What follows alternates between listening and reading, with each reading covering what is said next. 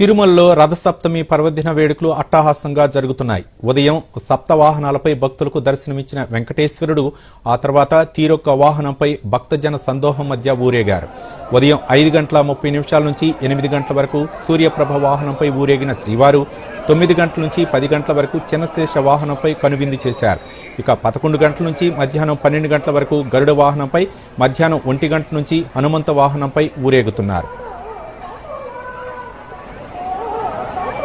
మధ్యాహ్నం 2 గంటల నుంచి 3 గంటల వరకు శ్రీవారి వారాహ పుష్కరంలో చక్రస్నాన ఘట్టాన్ని వైభవంగా నిర్వహించనున్నారు. అనంతరం సాయంత్రం 4 గంటల నుంచి 5 గంటల వరకు కల్పవృక్ష వాహనంపై శ్రీదేవి, భూదేవి సమేత మలయప్ప స్వామిగా దర్శనం ఇవ్వనున్నారు. సాయంత్రం 6 గంటల నుంచి 7 గంటల వరకు సర్వభూపాల వాహనంపై, రాత్రి 8 గంటల నుంచి 9 గంటల వరకు చంద్రప్రభ వాహనంపై ఊరేగింపుతో వాహన సేవలు పరిసమాప్తం కానున్నాయి. తిరుమలలో రథసప్తమి వేడుకలను తిలకించేందుకు లక్షలాదిగా తరలివచ్చే భక్తులకు ఎటువంటి ఇబ్బందులు కలగకుండా అన్ని రకాల ఏర్పాట్లు చేశారు.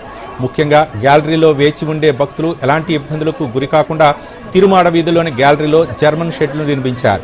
అదేవిధంగా వాహన సేవలను తిలకించేందుకు తిరుమాడ వీధులకు భారీ ఎల్ఈడి స్క్రీన్లు ఏర్పాటు చేశారు.